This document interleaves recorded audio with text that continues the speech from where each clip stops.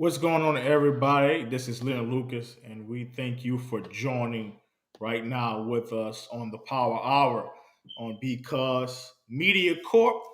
And of course, we're streaming live through Facebook and YouTube. Listen, there's a lot of things that we need to talk about in sports, especially today. Football Sunday, the first week kicked off with a powerful game between Tampa Bay and Dallas Cowboys, where the score was 31 to 29.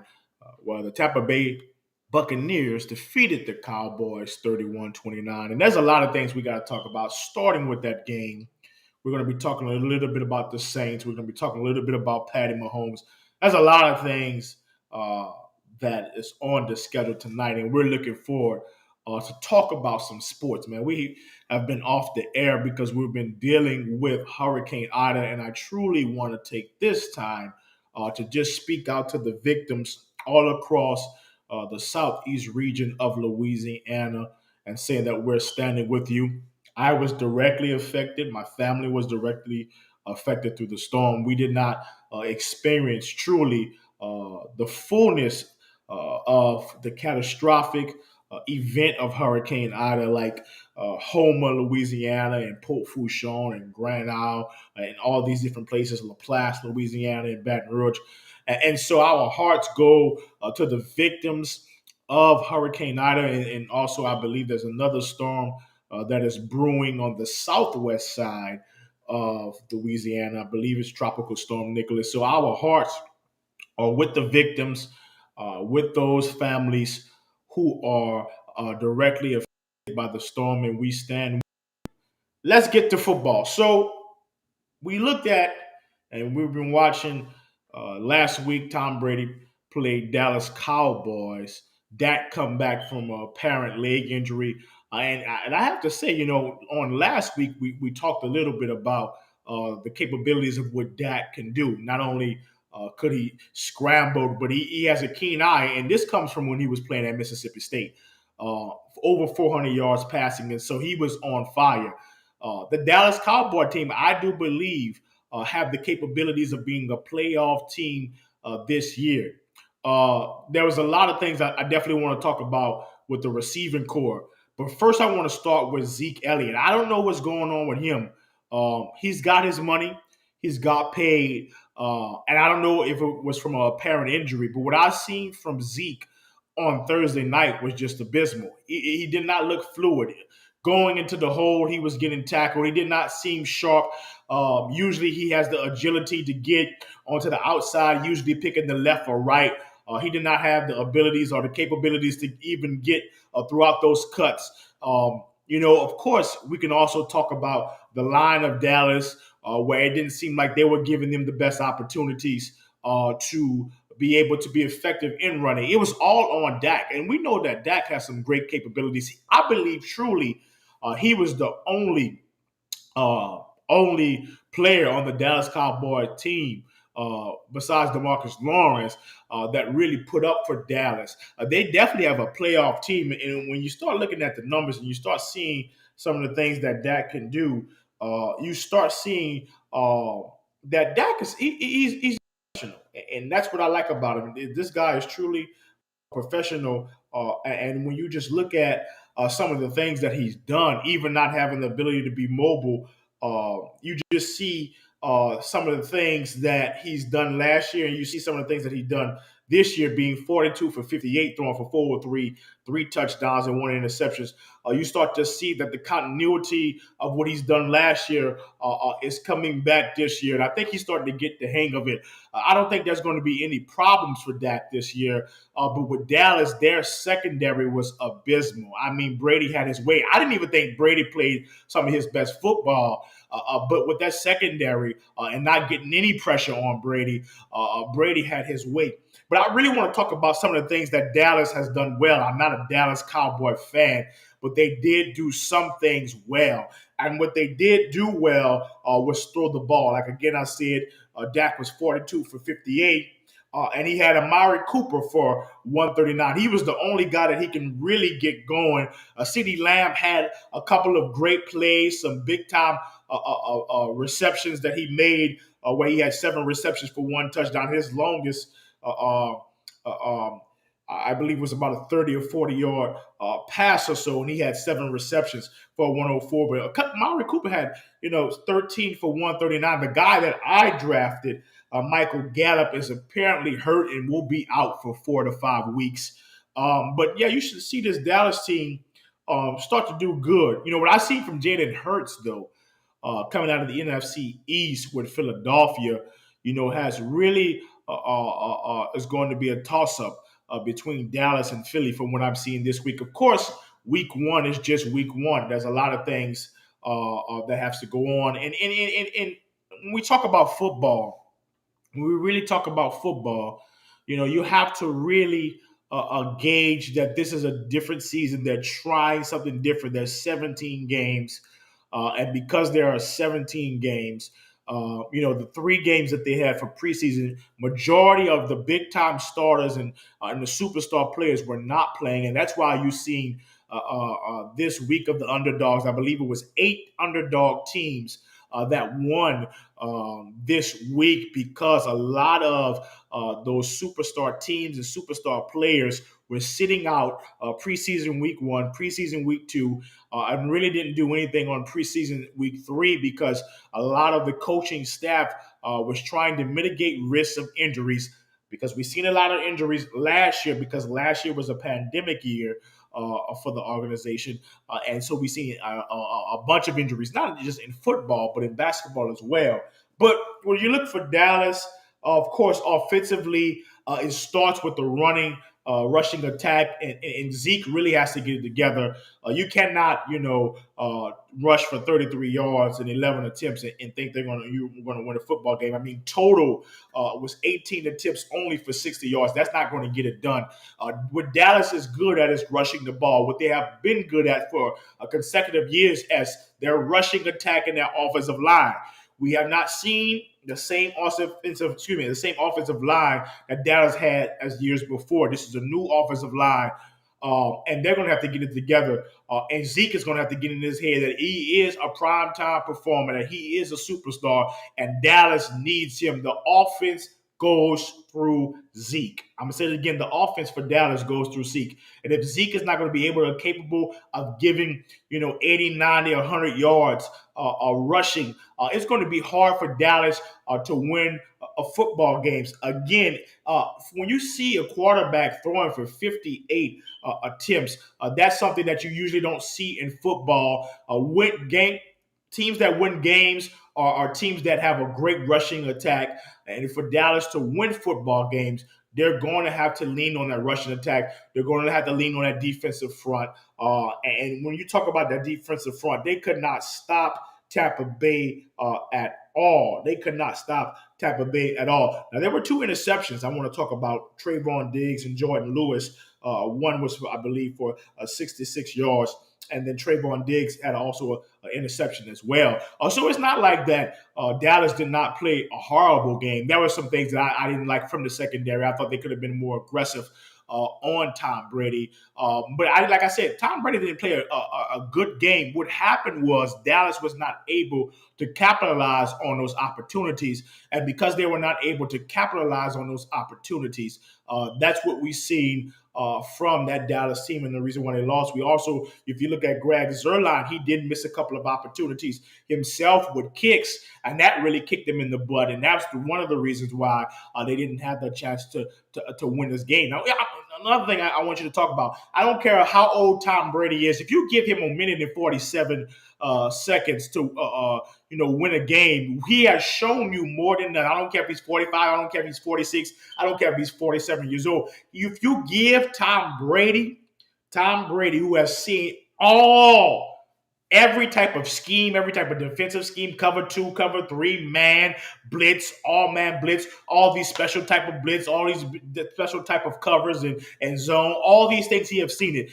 There's no such thing as pressure to him. There's no such thing as late game jitters to him. He's seen everything. He's won 7 championships. And that was one of the things that I was kind of upset about with Dallas was clock management and game management. Those was the things that I really didn't like with Dallas, because I thought they could have done a little better with that. Going to the Buccaneers, Brady had 379, 4 touchdowns, 2 interceptions. Brady is going to be Brady, but then again, him himself, when you look at the rushing attack for what Tampa Bay did with 9 attempts, 32 yards for Leonard Fournette, who is the LSU product, the St. Aug product out of here in New Orleans, Louisiana, and also a great guy from the 7th Ward. He only had 32 yards, and his average was 3.6, and Ronald Jones only had 14 yards, and they had a total of team for 52 yards. It was not great. The rushing attack was not great, but you have the guy who's quote unquote the GOAT, and he has the ability to do great things. With whatever you give him. I've seen Brady play with certain guys on the Patriots team, guys that we know that were like Philip Dorsett, that probably were not the best talent. Danny Amendola, who probably was not the best talent, but he's used guys in his system, and he made those guys look good. Now, when you talk about a talent like a Randy Moss or Antonio Brown or Mike Evans or Chris Godwin, these are guys who are special players. Chris Godwin is known for killing zones. He's also known for third down plays. He's going to get the first down. He's also known for his speed threat. Antonio Brown, Tony Toe Tap. He's still the great player. No matter 12 years, 11 years, 13 years that he's been playing in the NFL, he's not washed up. This guy is still a professional. This guy is still probably a future Hall of Famer. So with this group of core guys with Gronkowski, who's also a future Hall of Famer, he should get his red jacket very, very soon. These guys are no scrubs, and these guys are very good at knowing different type of defensive schemes. And you've seen that on Thursday night. Antonio Brown, 5 receptions for 121 and a touchdown. Chris Godwin, 9 receptions, 105. And Rob Gronkowski, 8 receptions for 90 yards. This is the things that you're going to be seeing all throughout the year, because they just have a star-studded group of guys. They have a bunch of guys that's able to look at the various defensive schemes and be able to just kind of survey what's going on. You cannot play them in zone. You're going to get killed, because Tom Brady just knows how to kill that zone. He sees all those different skills, all those different scheme sets from any defensive coordinator. So the best way that you can defeat Brady is truly by putting pressure on him. That's the way the Saints has been able to beat him. That's the way other teams have been able to beat him. Teams who played him like Buffalo, teams who played him like the Jets and the Baltimore Ravens and Pittsburgh. These teams have been effective at beating Brady because they have been able to put a tremendous amount of pressure on him. And when you put a tremendous amount of pressure on him, I'm not saying that he's not going to get 300 yards. He's still capable of getting 300, 350, 370. But what I'm saying, when you put pressure on him, these are the games that Brady has lost. I want to go into another game, because I definitely have to talk about the New Orleans Saints. The New Orleans Saints played the Packers on America's Game of the Week, which was 3:25 Central Standard Time, 4:25 Eastern. And what we've seen from, I have to first say, from Jameis was just, nothing short of perfect. Passer rating was somewhere in the mid 130s. Some people could say, well, he could have had a 150. But there's a lot of things. I was watching a lot of commentary and commentators just talking about what the team, what the Saints have done. And really, there's nobody giving us props. There's nobody really giving us props. And that's really what the media has done for the majority of covering the Saints. They really don't give the Saints that much props. But I definitely want to go into a couple of key things that I want to talk about on the 38-3 victory. And the first thing I definitely want to talk about today, and the first caption is going to be on, is Jameis Winston good enough? That's the first thing I want to talk about today. Is Jameis Winston good enough? If we go into the stats, the key thing that many commentators talked about for Jameis was the 14 for 20, 148, 5 touchdowns, 0 interceptions. I talked to you guys on last week, and I told you that Jameis, under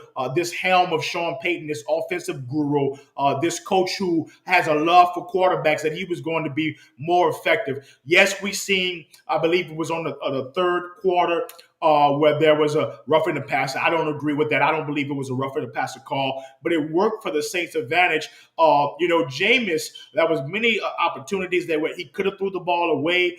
There was one opportunity, I believe, on third down where he was looking for a big shot. He couldn't find it, so he threw the ball to the left. That just showed maturity from him as a quarterback, and I believe that Jameis is going to do well in this system. And the reason why Jameis is going to do well because Sean Payton, like I said on last week, is going to give him opportunities to do well. They're not going to rush anything. They're going to rely on the run game. You're paying Alvin Kamara over excess of $15 million a year, one of the highest paid running backs in football. When Mike Thomas comes back in week 6 and Traquan hopefully comes back, I don't know what's going on with him, but if Traquan doesn't get it together, I don't know how the Saints are going to be able to keep him. I can see him being traded or being cut just for the simple fact that we need him in his big games and he's being injured. Michael Thomas is going to come back, and I believe that he's going to take and alleviate a lot of the stress off Jameis. What I've seen and I want to really go back to that because there's a couple of things I want to talk about. But what I see from our wide receiver core, there's a lot of things that we're going to have to really get better at because our wide receiver core was not spectacular. I don't even think they were even good. They were decent. They were moderate at best. Just because there were a lot of, when you throw the ball 20 times, that shows you that wide receivers were not capable of just getting open. Most of the schemes that we seen was just basically on the cleverness of Sean Payton. And if you watch the game, and if you like, I watched the game on Sunday night, a lot of the plays that were run was basic, New Orleans Saints plays. They were ran to perfection, but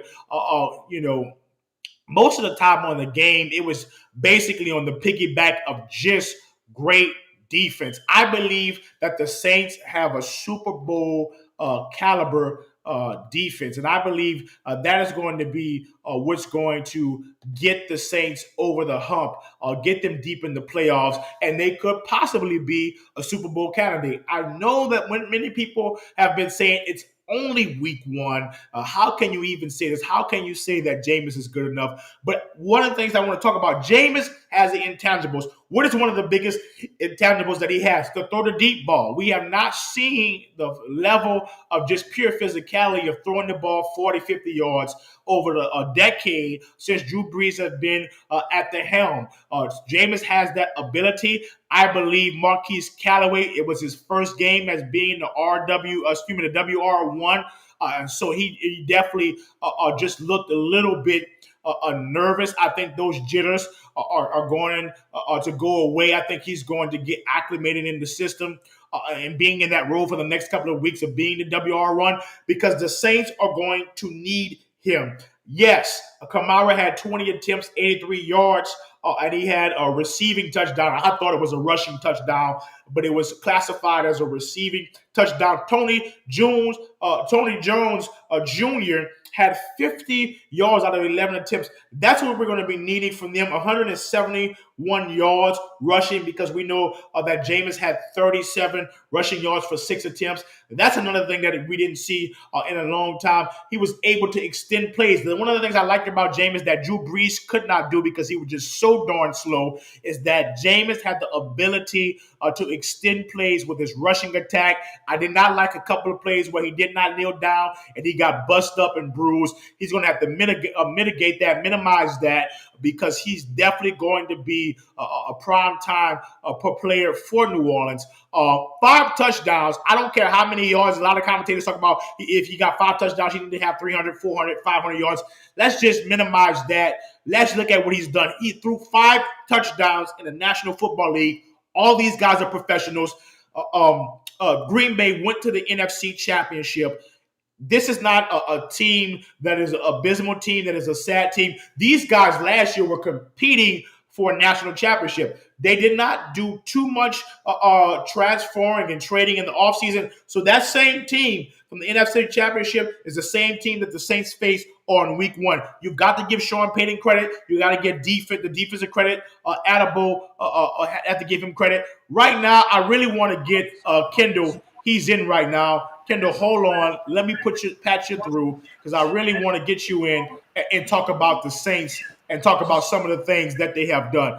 I really want to go to the topic, Kendall. We're talking a little bit about this. I'm going to put this topic up so you can see it. Is Jameis good enough to get the Saints to the playoffs? I want you to reiterate. I think that's a silly question, man.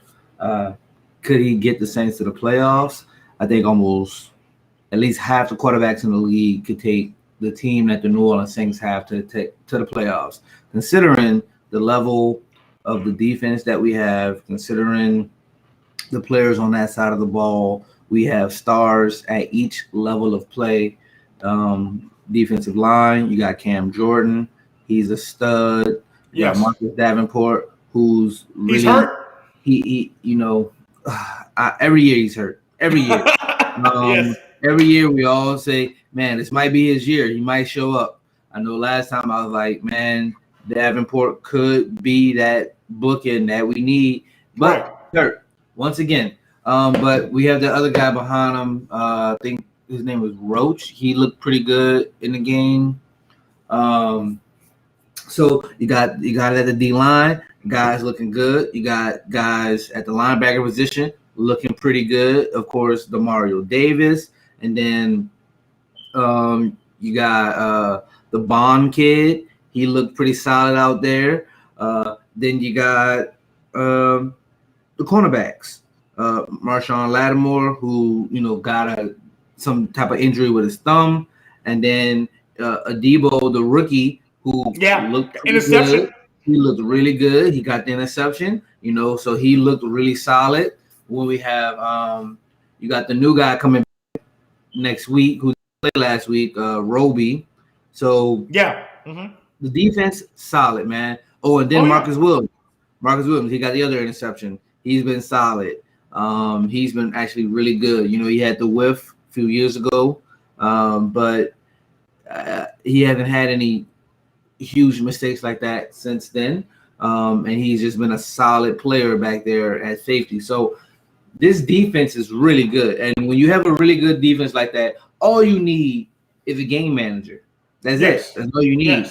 And so if you can get a game manager to just not throw the ball away, to get it to your playmakers, then you can have a successful year. You can have a really successful season. And Jameis Winston has never been a game manager. No, he's not a game manager. Jameis has been a gunslinger. He's been a person who goes out there, throws the ball deep, gives his weapons opportunities to make plays on the ball. That don't always work for him. 30 interceptions last year or 2 years ago. And so that's not what he is. But Sean has worked with him, it seems like. Sean has worked on his mentality, on his QB IQ, so that he plays a little more of the underneath game. So, because we all know you go to the body, you can go to the head. You go underneath, you can go over top, so you got to play those games inside the game, right? You got to play those head games with a defense so that you can be more successful. So with a person who is known as a gunslinger, with a QB, with a head coach who's leading him to the idea more of play it underneath, play it safe, and that's going to eventually open up those opportunities to go deep. And so with that kind of dynamic, I think it's past the given that we make the playoffs. The playoffs, I think the real question is, how far can we go? I think the real question is, how deep into the playoffs can we make it? And I think we can really go pretty far, considering we've made the playoffs the last couple of years, and we've had some heartbreaks in the playoffs because Drew's arm just was giving abysmal for the last 3 years. Abysmal. At the end of the year, he just couldn't keep it going. He just didn't have enough juice left. No stamina, no energy. I believe that he was severely hurt too. I really want to go. I like what we got with that. There were some people that would say, 148 yards, 14 out of 20 attempts, pass completion with 5 touchdowns is not going to cut it. We want to see the Jameis that throws 300, 400 yards What do you have to say about that? I mean, I don't think you can get any better than 5 touchdowns. For those people that are saying James is going to have to throw for 300 to 400 yards a game, how would you reiterate and what would you say to those people? That's an asinine statement. That's what I would say. That's a very asinine statement because you're penalizing somebody for not doing what he didn't have to do. You know, he took advantage of the situation at hand and he played it perfectly. You only can take advantage of what's in front of you. The man had a great defense that continuously gave him short fields. Yes. Special teams that continuously gave him short fields. Yeah. So if all you have is a short field, then you don't have to make an 80-yard drive because you didn't have that. But let's not act like red zone isn't a thing. Let's not act like red zone efficiency isn't a thing. Let's not act like people don't get to the red zone and fail once you're within those 20 yards. Correct. That happens. And so the guy had 4 opportunities in the red zone and he got touchdowns in every single one. That is something. You know, let's not just, you know, poo-poo the fact that each time he was down there, he scored. Yes. That's the thing. That is a thing. So people who are saying this, people who are saying, oh, it was only 149 yards. It was less than 200 yards. You're just choosing. Nitpicking. Yeah, you're just choosing to not give the man the credit for the job that he did because you want him to be not great. Right. You want him to be 30 interception James. That's what you want. You want to be able to say, you know, he just couldn't do it. He just wasn't that great.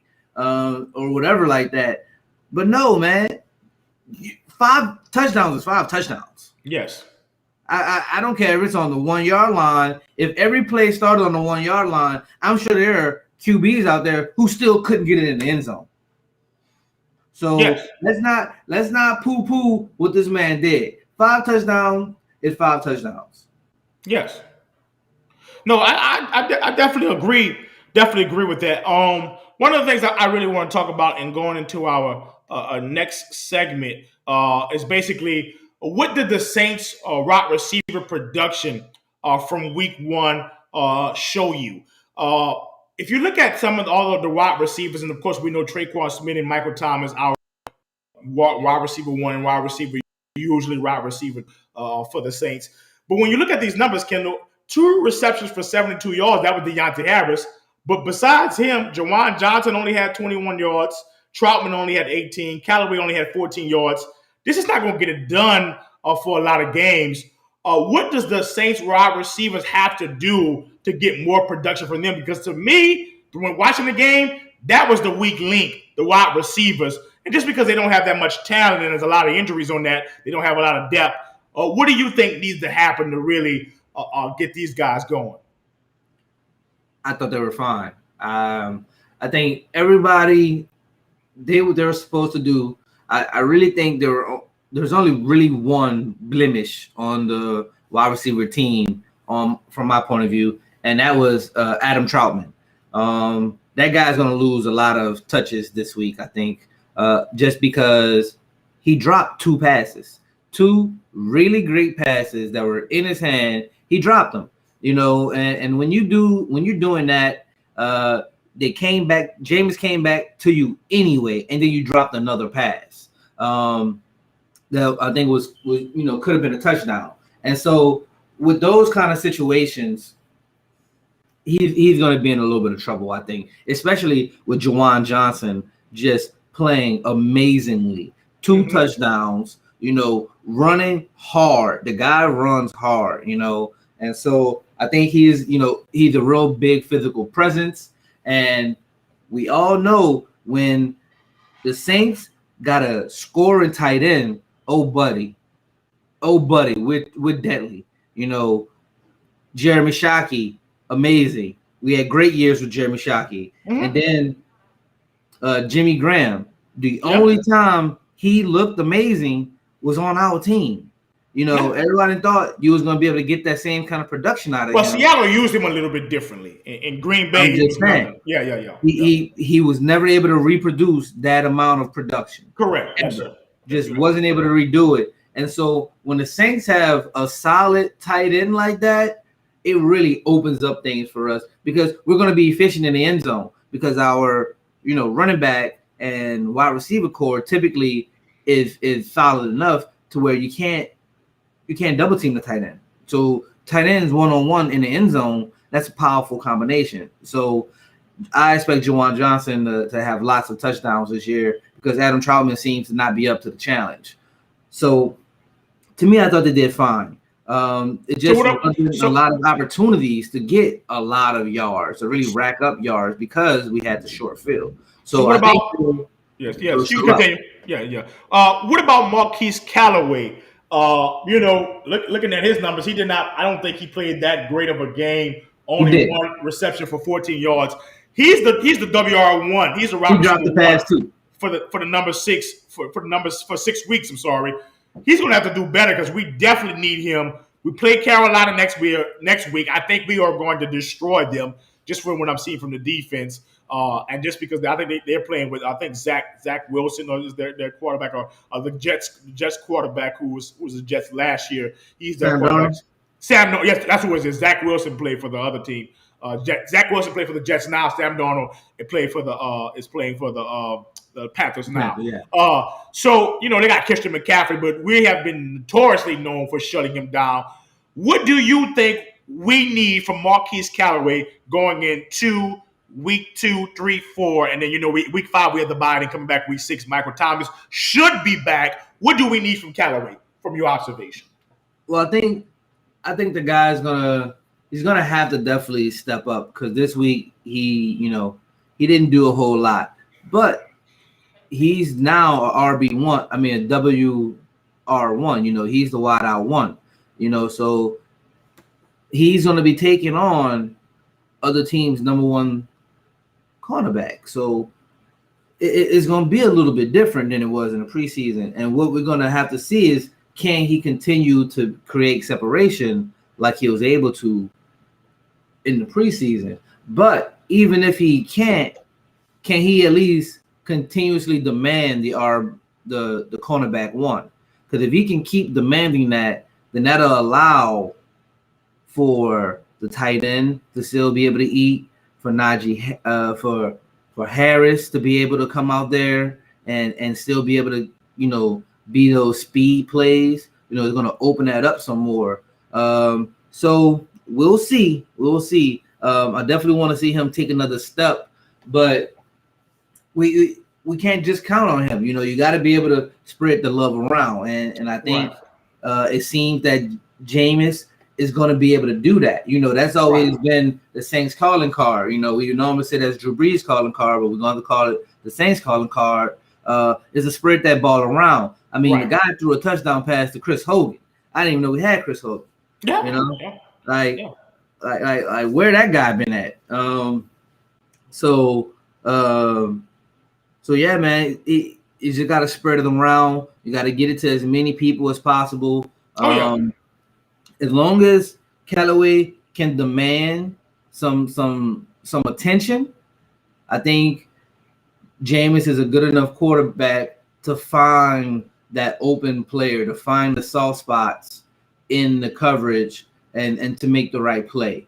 It seemed like he was able to do that last week. If he can continue to do those types of reads, I think we'll be okay. Because it seems we still got a decent person at every level. And that young running back, Tony looked good. Tony Jones Jr. Yeah. Tony looked good. Yeah, so 50 yards. He's looking good. You know what Kamara is. I mean, bro, Kamara had a quiet game, like as long on the numbers. I mean, 83 yards is not really quiet. But I mean, I understand what you're saying. I mean, 83 yards is pretty good. I'm just saying with a touchdown. With the numbers, you're looking for a running back to have 100 yards. But those 83 yards, it's not gonna happen all the time. Yeah, but I understand what you're saying. Yeah, they were amazing 83 yards. Bro. Of course, like they came at the right times. They were able to the dude just every play is just you like, man, oh yeah, that's AK. He reminds you he AK. He's still out there, bro. Yes, sir. So that kid's amazing. That guy's amazing, man. So yeah, I just think with Sean Payton at the helm, the offense is going to be the offense. So yeah, absolutely. I don't think they're going to have any problems on the offensive side of the front. We got to really talk about the defensive and the offensive line. And that's really the reason why I think they are a Super Bowl candidate team. And I'm not trying to be biased here, but the oh no, offensive dog. line dominated. I Let them mean, go to the Super Bowl, son. I Like see I'm Jameis for it. on, yeah, Jameis I'm here for on the one hype way. train, bro. Yeah, he I'm had here for the hype 4 train. seconds. We Yeah, going all so the way. I yeah. came here to say it today Yeah. that we was going And, all the way. Kendall, I really want to talk about because I want to let you shine because when I say this, you're going to be so happy that I say this. Does this remind you of the 2009 defense with Sharper getting the picks and all this type of Tracy I was Porter? waiting to talk about this. I know you. I know you're ready for it. You know I that's know my you're fault. ready for it. You know that's my Marcus fault. Williams had a pick. Adebo had a pick. I thought that Marcus Williams was going all the way. I was jumping out of my seat, thinking he's going to go all the way. It reminded me of Sharper. Of course, when you talk about Sharper, we want to have condolences for the victims that Darren Sharper have done. But even within that, we just talking about the football. We just talking about the football that's side. right. That's right. That's right. Talking about in the game. Talk about the football. But for the football, it did look like to me a reminiscence of the 2009 Super Bowl defense. And that just had me, it looked like they was just having fun out there. So I was definitely waiting to say this part. And I was gonna say, man, I think we're going to the Super Bowl. Because my number one reason is that the year we went, the thing we were best at was taking away the ball. And it seems that this team yesterday was looking for those plays. You know, with the rookie coming in, catching the interception, that interception was a great one because it was about awareness. He saw that the ball was underthrown. You know, there was doubling, you know, Devontae, because you got to, right? You got to. You know, everybody called him the best wide receiver in the game this year. You got to double that guy. The ball was underthrown, and he made the right play and read, and he had the hands to keep it. Now, the other interception, was opportunistic as well. But I think Marcus has always been out there ball hawking like that, looking for those plays. That ball was completely overthrown. It was just out there. He made a good read because he started on the other side of the field. You know, he ran all the way across and made the play to catch the ball. And then almost ran that sucker back. Both of them almost ran back. Both of them. Yeah. So, I was excited. Got speed. You know, they coming with it. They looking to take the ball away. And that was the difference the year we went to the Super Bowl. That was the difference from every other year. We took the ball away. Pick sixes, interceptions at the right time. Fumbles. You know, that was the difference. And so if we can take the ball away and the offense still be the offense, you can't beat us. You can't beat us. Yeah. You can't beat us. If the defense scores, you can't beat us because the offense is going to score almost every time when you got somebody back there who's making the right plays, making the right reads. Because you know Sean gonna write a good game plan. He's gonna call some good plays. Absolutely. The dude, when Drew went down the last couple of years, he only lost one game without Drew Brees. Mm-hmm. So, you know, he can play. He can make the game happen without a perfect Hall of Fame quarterback. You just need somebody to go out there, make the right plays, make the right reads, don't throw the ball away, and we can go, man. Because with a decent quarterback and a fire defense, that's the recipe. That's the recipe for a Super Bowl, man. So if we can take the ball away, if we can continue this kind of ball hawking with these players, man, because we got guys over there, bro. DeMario Davis, we got guys, bro. Oh, yeah, absolutely. And so if this rookie show out, you know, then the new guy we just signed, Roby or something like that. Roby, yeah. And Lattimore back there with Marcus. Come on, man. I think this defense could be set up to do something special, bro. Because they've been solid the last 2 years. Been getting better and better. Dennis Allen, the man doing his thing back there, man. Doing his thing. Oh, yeah. And I wonder, how many years was Greg with us before we went? I think we had just Greg got him. Williams. We just got him that year. It was that same year. Yeah, I think we had Spagnola before him, or maybe after him. I forgot. I'm No, it's trying to think. Spags after. Yeah, no, yeah, we got him for that year. Yeah, for the Super Bowl year. But they're amazing. I think they are great. And you're going to see. I think you're going to see a lot of these special type of players on defense. I think they're ready. They're a veteran group of players. You got Malcolm Jenkins, who's been there for a while. Cam Jordan's been there for a while. Davenport has settled himself in. 96 million, 97 million. Marshawn Lattimore contract. I think he's happy now. He's still going to be playing. He has settled himself in as a veteran. And so, PJ Williams is getting acclimated. CJ Gardner Johnson, of course, turnovers has been his problems. Wasn't that bad. I mean, he had a couple of turnovers He on be Sunday. bad with the penalties too, bro. Yeah, I mean, excuse me, not turnovers, the penalties. Penalties, not He be turnovers. bad with the Penalties. penalties, And he man. wasn't that bad Sunday, but yeah, I mean, he's a very aggressive guy. You're going to get that from him. I don't have any problems, long as it's not those, game-changing penalties. It was not a game-changing penalty for him. I don't mind him being aggressive. I want to go to the next topic. We only got about 25 more minutes, Kendall. And as you can see it on the screen, the question I want to ask you, did you think Aaron Rodgers choked, or do you think he threw the game? There's many sports commentators saying it looks like Aaron Rodgers probably threw the game because he doesn't want to be in Green Bay. He was partying, drinking Mai Tais with his girlfriend, Shireen Whitfield, whatever her name is, big-time actress. Do you think that he threw this game, or you think he was playing his best ability? Or was it just a complete choke? I don't think it matters. I don't think it matters that if he was trying to throw the game or not.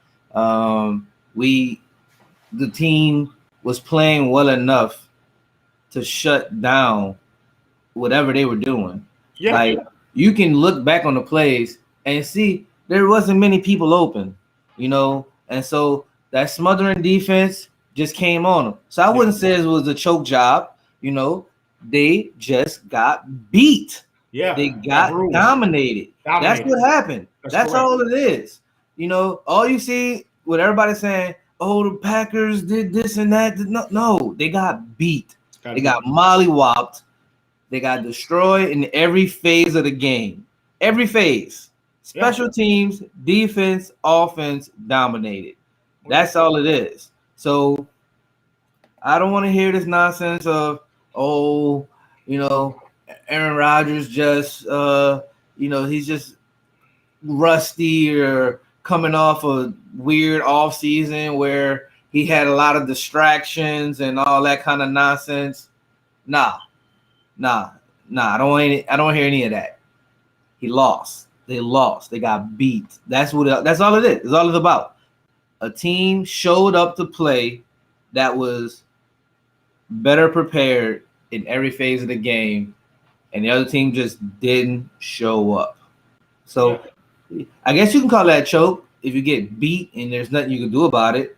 Yeah, I definitely agree with you. I don't think that they, one of the things I've seen from NFC, from the NFC Championship, I believe that they thought that they were going to go in, beat the Saints because they were the NFC champion, went to the NFC Championship last year. This team did not change from last year. So many of the commentators speaking on Green Bay, it's not like they made any drastic changes. The same NFC Championship team that they went to the NFC Championship with was the same team. Most of those players on the field on yesterday. So that, to me, it was just a total destruction on the offensive side of the ball for Green Bay, on the defensive side of Green Bay. Special teams, they could not do anything. The Saints had their number. The Saints really was just prepared. Sean Payton really had those guys really prepared. Dennis Allen had those guys really prepared. There was nothing that Green Bay could do once they got out of the gate, starting with the first quarter where they were already down 10-0 with Kamara running in it for a touchdown. It was already over from that. They looked depleted from that, and that's the reason why I think the Saints, looking at their schedule, Tampa Bay is going to be easy money now with Jameis. And that's the only team that, if we're looking from the schedule, maybe Seattle. But when you talk about the Packers, you talk about Washington, you talk about Minnesota, most of these teams are kind of, trying to find their way. The Saints have a veteran team, and they could beat them. I want to go into a different topic. We got to talk a little bit about, and I really don't want to talk about this division, but we got to talk a little bit about the NFC East. the conversation between What? Dallas and Philly, especially Wow. with Dak versus Jalen Hurts. Now, when you look at Jalen Hurts and you look at his yards, he threw for 264 yards, 3 Worst touchdowns, division no in football. interceptions, 27 completion out of 35.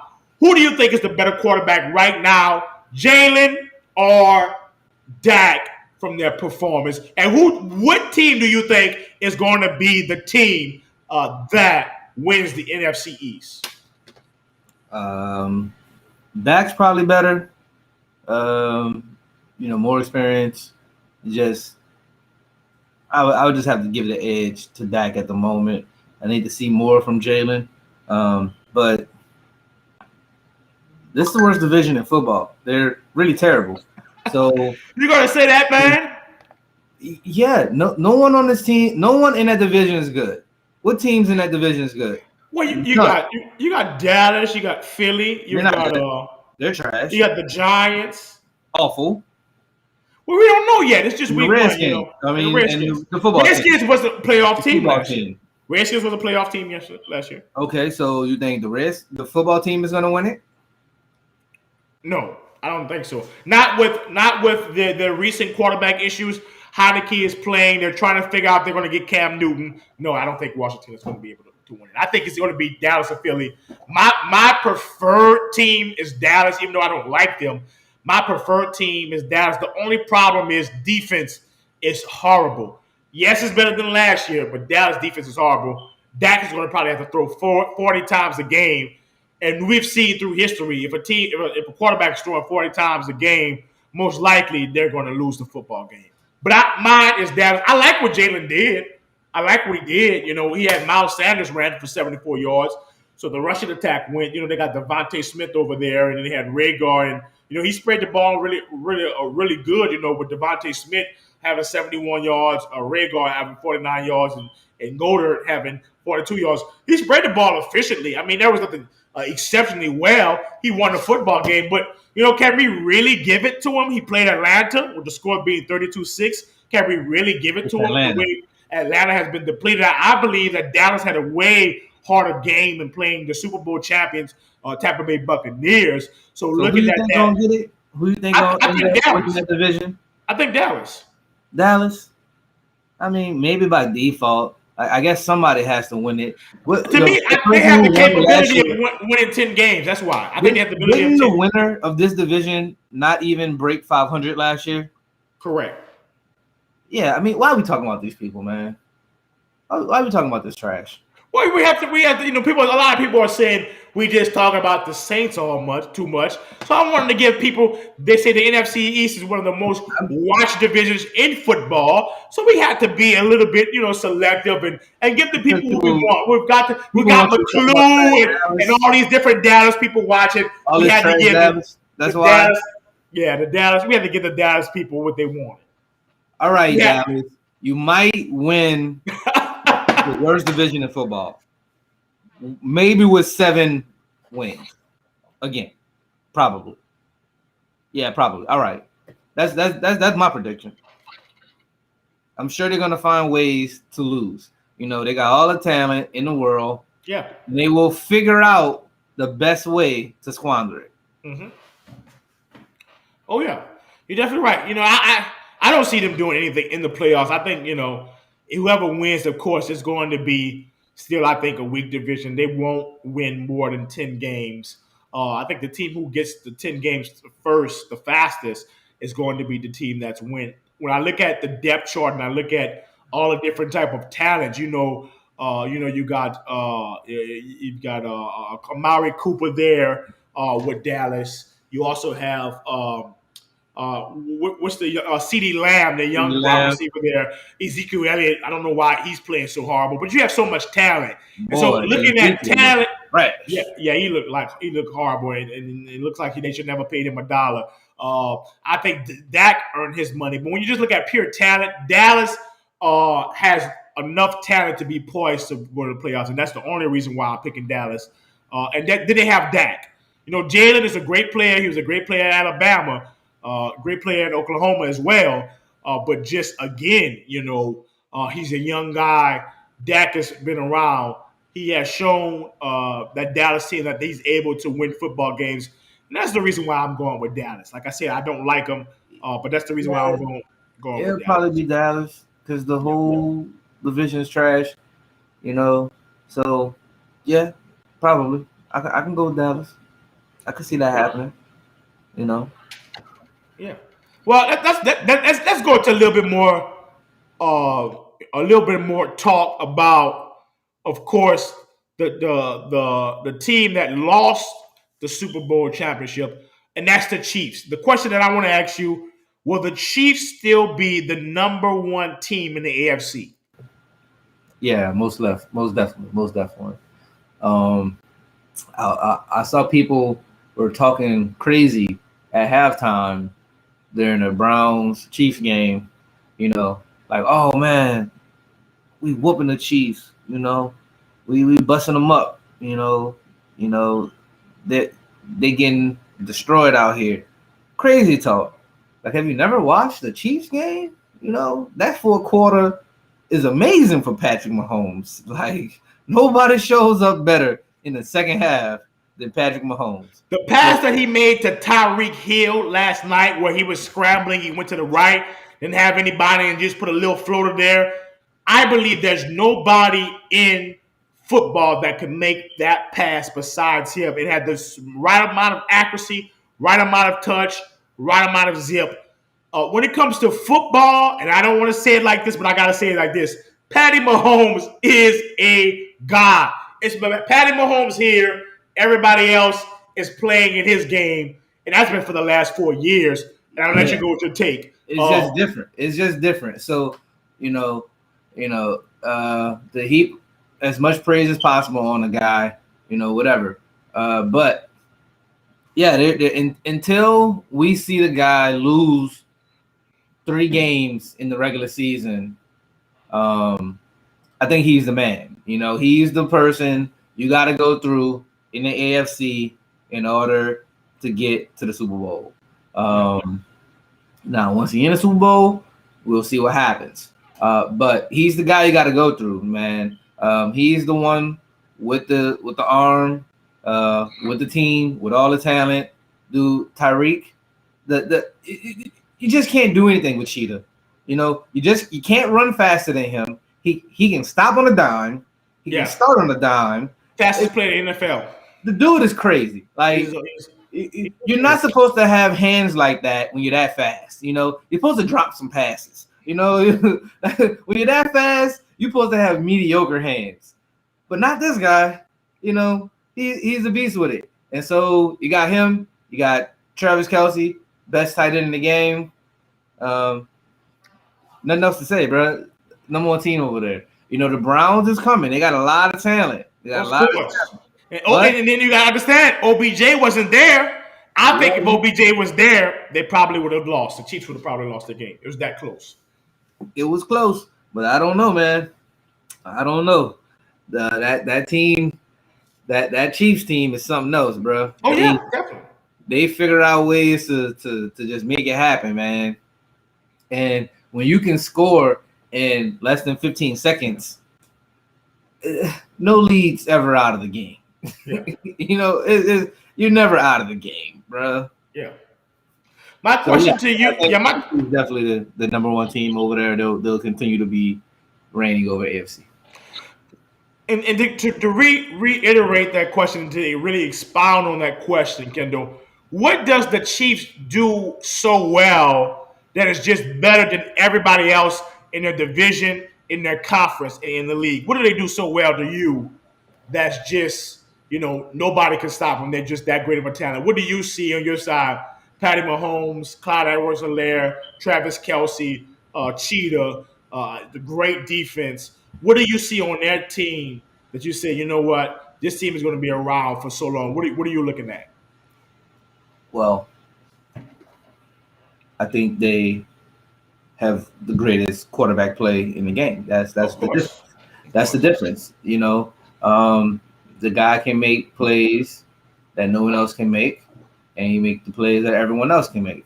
So the talent is all the way there, and you have, You have solid weapons around you. You can't beat speed. There's just no stopping speed. Just hands down. Like if I can outrun you, there's nothing you can do about that. And he has the arm to get it there. Like Cheetah can't outrun the arm, and Cheetah can outrun everybody on the field. So it's the perfect combination. And they will continue to dominate as long as Tyreek Hill can outrun everybody on the field. And then if you just keep somebody way deep like that, Travis Kelce gonna kill you underneath. He's a zone killer. He kills the zone. If you one-on-one in this guy, if you got little soft zones, Travis Kelce is gonna destroy you the whole game. So you can't focus on Tyreek because you still gotta watch for Travis. And then whoever else is out there doesn't really matter, because if they're one-on-one with anybody, you just hope the offensive player is more athletic, bigger, stronger than the defensive player. That's what you can just hope. And Patrick Mahomes can get it to him. You know? Yeah. Like I said, again, of course, offensive is prolific. There's adjustments that need to be made. I believe they have a good defense, not a great defense, and some adjustments need to be made on the defensive side of the ball. But I think, when you look at the AFC, you got Baltimore, you got Pittsburgh, you got Bills Mafia with Josh Allen and the greatest, probably one of the greatest wide receivers in the game today. My personal pick that somebody stole from me, Stephon Diggs. It's going to be between the Bills and the Chiefs again. There's just nobody else in that division. Pittsburgh. Yeah, so let's talk about that. Let's talk about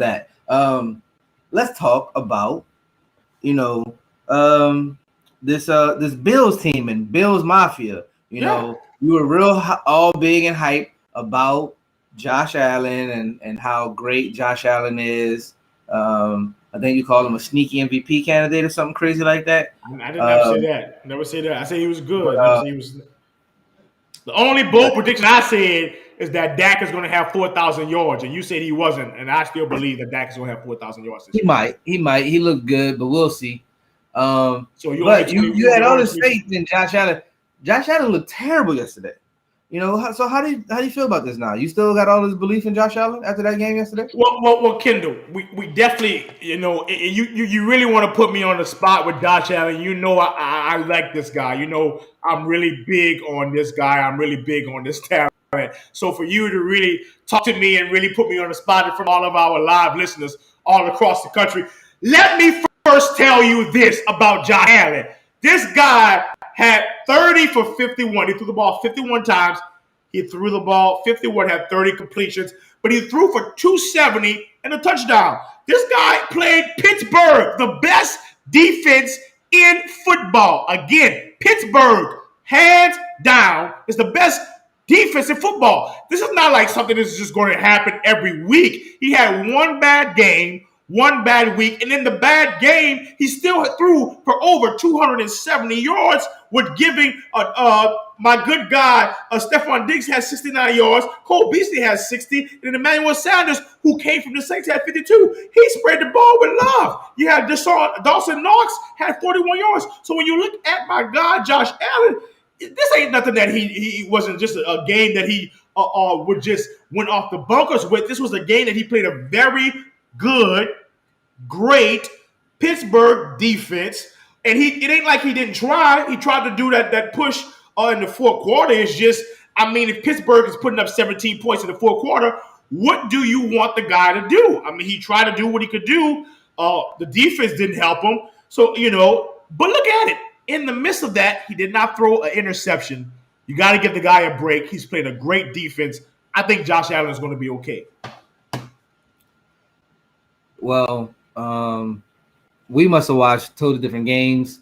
I only watched it, kind of between games, going back and forth, but I watched a good amount of it. And what I saw was a young quarterback who looked a little rattled. He did not look like he had the poise to actually sit there and make the throws that he was supposed to make.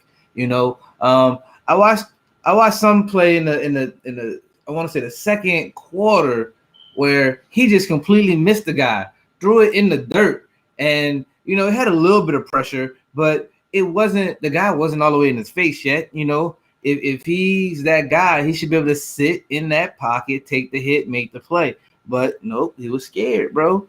You know, so I think, you know, once you get that kind of money, sometimes you just don't want to get hurt like that no more. You know, maybe that's what it is. I don't know, but the guy didn't look that great to me yesterday. The plays I saw, he were making pedestrian throws, you know, good throws, decent throws, but nothing amazing, nothing that, you know, stood out. And I was like, "Ooh, wow, that was great." He threw a 20-yard pass to Emmanuel Sanders to the left sideline that was just spot on the money. What are you talking about? He threw another 30-yard pass that I thought was pass interference over the digs, that it was right on the money. But you know, there was a lot of things that the guy did. That was a great catch. That was more of a better catch. Kendall, you act like Pittsburgh is not a playoff contender. You act like they're not a really good Pittsburgh team. Lost six games in a row last year. Pittsburgh, we talked about Pittsburgh as maybe a sneaky good team. Maybe they're going to be fired. Pittsburgh defense has TJ Watt, the best hands down defensive player in football. There's no defensive end better than TJ Watt. When you got a guy that can come off the end like that, you're talking about a guy if you're the guy, you got to show up against this team. Pittsburgh's supposed to be a middling road team, a team for 2 quarters to score. It's supposed to come up. Listen. For 2 quarters, the score is 3-0. You act like they just came in and dominated. When they got to the second quarter, he threw the pass for a touchdown. Then the Bills goes up 10-0. So what are you talking about? They had the ability to win the game. This is not easy. You're still playing a great defense. You're still playing a future Hall of Famer with Ben Roethlisberger. Ben Roethlisberger is a great player. He made some great plays in the third quarter. And you know football is all about adjustments. It had nothing to do with Josh Allen. It had everything to do about who is going to make the best adjustments in the second half. And the Bills did not make the best adjustments. That's why they were down. That's why they lost. Because in the fourth quarter, in the third quarter, he was leading and lost in the fourth quarter. You know this, Kendall. It had nothing to do with Josh Allen. It had everything to do with the offensive scheme of his coach. It had nothing to do with Josh Allen. It was defense by Pittsburgh. It was defense by Pittsburgh, and it was the offensive scheme by Josh Allen coach. I don't put this on Josh Allen. I think he's going to do well. He's going to go to the playoffs. It's on Josh Allen. And it's going to continue to be on Josh Allen. No. Because you guys all hyped this people up for nothing. I would not let you talk about Josh Allen this way. I respect the guy. I was Bills Mafia. Y'all hyped this guy up for nothing. Kendall. I would not let you disrespect Josh Allen like this. Nothing yet. I would not let you disrespect Josh Allen like this. This guy went to the AFC Championship. He's given the Bills hope. What he's done with that franchise is just great to see. You cannot on the back of the defense, Kendall. You cannot diminish what Josh Allen done. And you just claimed the defense poop because they gave up a whole bunch of points in the second half. Kendall, they're playing against. It's not like Ben Roethlisberger is. To me, he's a top 15 quarterback. Would you agree? In the league, yeah. Okay. Yeah, definitely. Okay. So they're playing a top 15 quarterback. It's not a guy. And then a lot of the plays that they scored touchdowns with I believe it was Gilbert. They had defensive plays. So if you're having a defensive play, fumbles, and all these different things that are happening, you can't put this just on Josh Allen. But your team is built off the defense. Hold on. Shutting it down for the half. You got to come through. They got to come through. Listen, you don't like Josh Allen. It's okay. I love Josh Allen. I think he's a great player. We'll disagree. Agree to disagree. Kendall, while we have another 15 minutes, I want to do this new segment. This is where you ask me 3 questions about football, and I want to answer it. Here, I'm going to give you the opportunity to go 3 questions with Kendall. Kendall, what are the 3 questions that you want to ask me about football? Let's go. I want to hear them. Anything. Let's go. Throw something at me.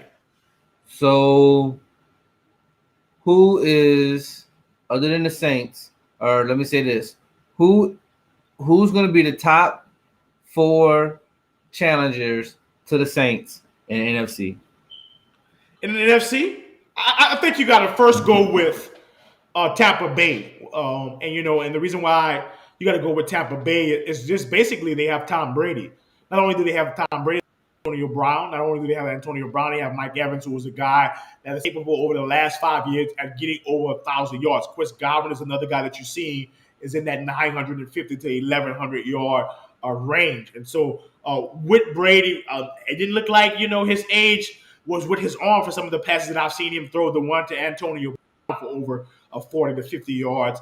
So that's the first team that you're definitely going to have to look for. There's a lot of teams that really, Matthew Stafford is now with the Rams. You never know how that team is going to go. So I don't think they're going to be a team that's going to be able to go. But you also got to look. I mean, the second team, the team that obviously what we could say is close to a blowout, was the Seahawks. You can never count Russell Wilson out. You can never count what he's doing with Tyler Lockett. I mean, they call his ball the moon ball. What Russell Wilson was able to do, 254. He was the second guy with 4 touchdowns, interceptions. What he's built with, Tyler Lockett and DK Metcalf, one of the best receivers in football. When you look at that team, that's two teams that you definitely have to look in. They're definitely going to be meeting the Saints in playoff play. But when you start looking at some other teams, one of the kids that I see, and one of the guys you were talking about, Kyler Murray and DeAndre Hopkins, his play on last night, he beat the Tennessee Titans, who 2 years ago went to the AFC Championship, who has King Henry. He threw for 289 yards and 4 touchdowns as well, had 1 interception. And then when D-Hop had 83 for 2 touchdowns, and of course Christian Kirk for 70 in 2 touchdowns, they're getting acclimated with him.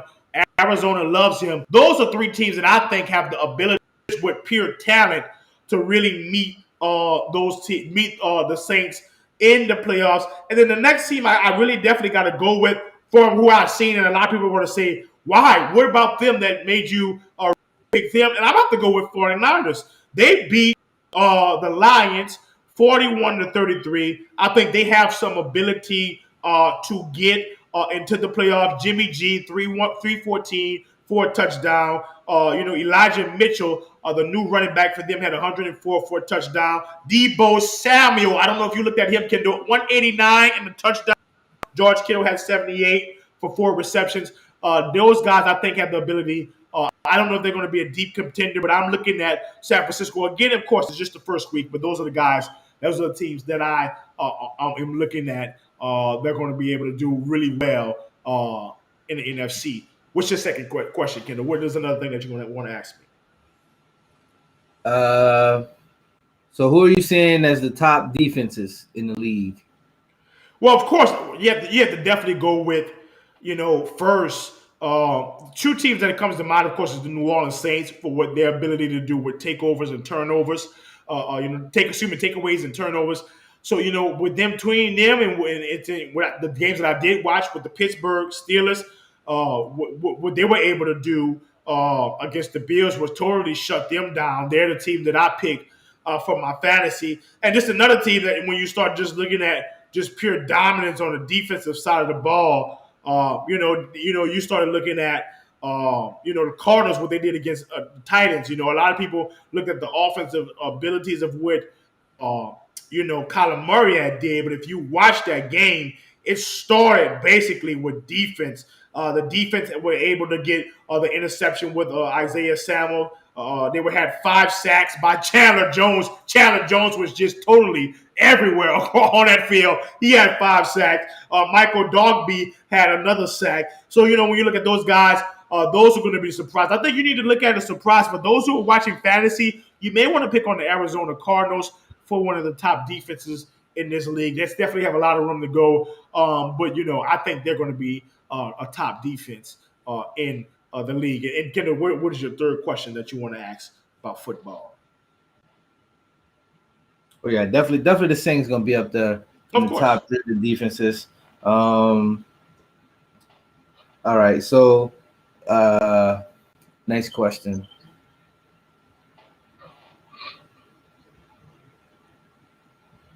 Throw it at me. Do you think the Patriots will make the playoffs this year? Yes, I think the Patriots are going to make the play. Let me reiterate that no, and the reason why I have to think about it, the Bills are there. The Bills are there, and when I look at 6 teams, I think there's 5 teams that are able to get in the playoffs besides the Patriots. And then the 5 teams that I'm going to say that I think have the ability to get in the playoffs besides the Patriots is, of course, first the Chiefs. You definitely have to go with them. I think the Ravens are going to be a good team. You got Tennessee that's going to be in there. I say the Chiefs. The Steelers is going to be there. The Bills is going to be there. I think the Texans, what they did against the Jaguars, they had the ability to be there. So when you just look at that, I'm going to have to reiterate and say that I don't think that the Patriots are going to have the ability to be there to go there. But I mean, they got this new quarterback in Jones, so we never know what he's going to be able to do. I just don't think they have the ability to go to playoffs. But you want to know something, Kendall? And this is my hot take for the night. I think the Cincinnati Bengals with Jamar Chase and Joe Burrow, like I said from last week, is going to be the team that's going to be a sleeper team that's going to get in the playoffs. What I've seen from them against the Vikings, I think they have the to go to the playoffs and win it. And I might be a little bit biased because 2 of those 3 players are from LSU and Jamar Chase and Joe Burrow. And you got, I mean, Ken, if you look at these numbers, Joe Burrow was actually slinging that thing.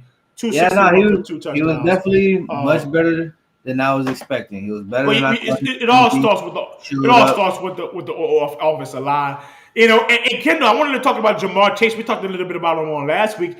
Do you think he fooled us, man? He had 101 for a touchdown, 5 receptions. Don't seem like he was dropping the ball at that game. Do you think he fooled us and did a little old switcheroo in the preseason, try to be a little suck to just let the teams be a little bit more lenient on him? Do you think that was a little bit trickery from Jamar Chase on that hand? I mean, 101 is some big time money.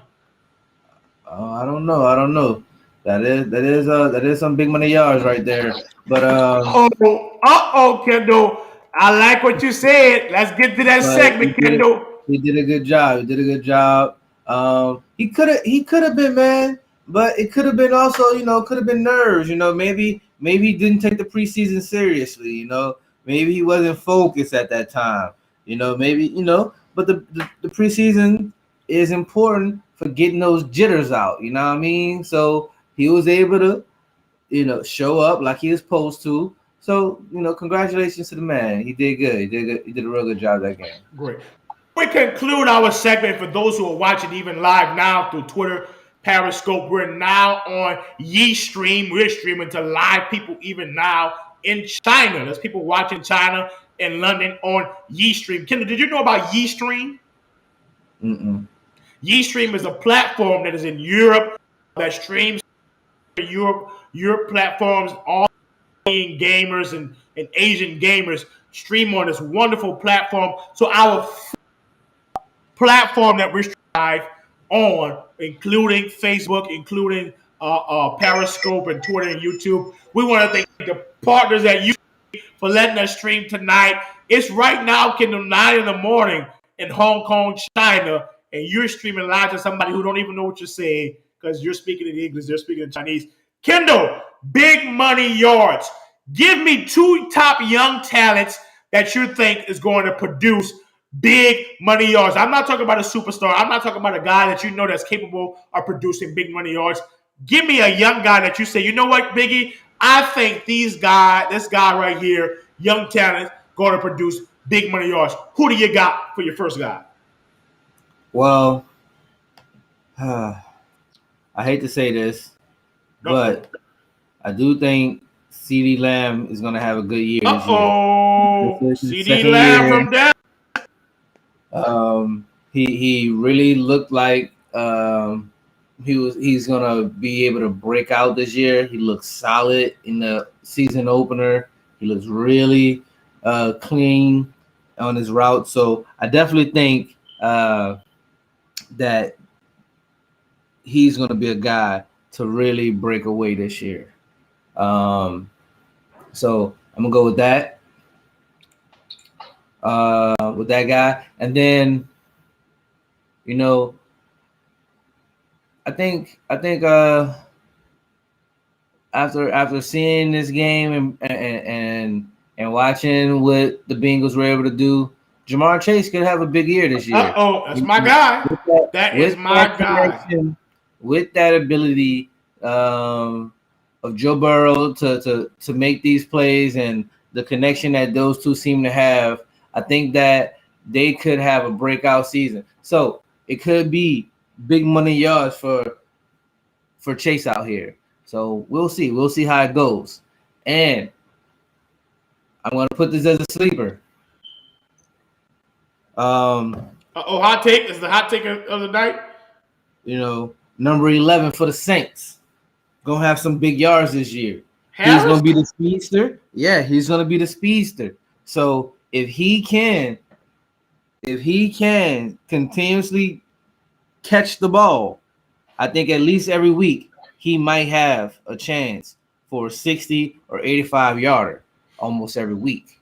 So that can be a sneaky big money yards guy. With the breakout plays, one a game is all you need, and you could be 100 yards every week. Hey man, I don't have nothing against that. I think that's very good. There's two guys that really come to my mind when you think of one of yours, and these guys are on the same team. These guys are definitely capable of producing a lot of just camaraderie, a lot of offensive play, and these guys are going to be Kyler Murray and Chase Edmonds. What I seen them do last night, of course, I drafted Chase Edmonds. I think Chase Edmonds is going to produce big money yards. A lot of people say, well, we should talk about 63 yards rushing, but we're not even going to rushing. What he did on the rushing and the receiving side of the ball created for him to have a big night. 116 yards total offense for him. Look for Chase Edmonds to have some big money yards. They're using him in a Kamara-esque way, getting on the out routes, getting on the in routes, with some halfback dumps, and he's getting extra yards. He's very hard to tackle. He's very nifty, swifty, can get in and out of tackles. Chase Edmonds is going to be the guy that's going to get money yards. And I told you before the season even started, I like my guy. Kyler Murray is just a professional, big-time player. We seen the throw and catch that he did to DeAndre Hopkins. Big arm, big player. He's definitely a big-time performer. He's going to produce numbers in the league. I think with DeAndre Hopkins, they have the ability to go to playoffs. Those two guys are my big money yards players. Everybody, we thank you for joining on this wonderful show, the Power Hour. We're great to have our senior sports correspondent in Kendall Spears with us live, broadcasting all across the world. We know before we get out of here, we definitely just do a quick announcements. We want you to definitely join us every day on Twitter where we do our special hot takes at 3 p.m. Kendall, before we go, I always like you to end it off. Give the people just 30 seconds on some of the things that you think, some hot takes, and I'll go 30 seconds. Give us 3 hot takes of some of the things that you think will happen in the NFL this year. Go with your hot takes. Let's close this out. I don't have any hot takes this week. I just, want to let y'all know that the Saints are coming and we rolling over everybody. We're coming with that fire this year, So be prepared, be ready, and be afraid. Hey, I like that. My 3 hot takes of the night. 3 hot takes. I believe, first hot take, Jameis Winston will go close to 4,000 yards. He's going to have 38 to 40 touchdowns. Many people say that's crazy. He's already thrown for 5, Kendall. So what's 38 to 40 touchdowns? The guy's thrown for 5. 5 touchdowns already. Drew Brees had to struggle to get 5. The guy's already thrown for 5. So that means another 3 a game times another 16 will get him right to that 40 touchdown. Jameis is going to score 40 touchdowns.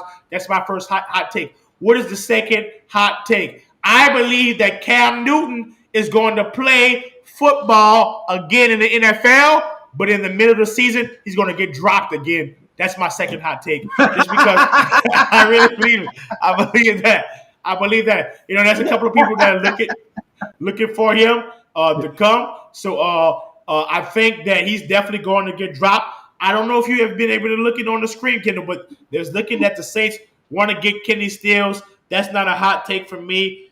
My third hot take, I believe that you're going to see that Lamar Jackson is going to solidify himself as a rushing talent, and you're going to see, starting from week 4, that you're going to start to see more 100-yard rushing events and moments from him. Those are my 3 hot takes for tonight's show. We thank everybody for joining us tonight. It was a great show. Again, I want to thank my senior sports correspondent and co-host, Kendall Spears, for joining with us live here in the studio. This technology that we have makes it available for you to get your live feeds, get your rebroad podcast, iHeartRadio, Spotify, Stitcher, Alexa Prime. You can say, hey, Alexa, turn it on Because Podcast. We'll be there. Apple Podcast. We're on all these great medias. And, of course, you get to see my face. One day you get to see Kendall's face. I don't know why he always wants to do on this, but it's okay. I love talking to him. He's a great correspondent. We'll see you guys again on probably for Thursday Night Football, whoever that's going to be playing. The Saints are playing Carolina. I think they're going to kill them. We'll see you guys again.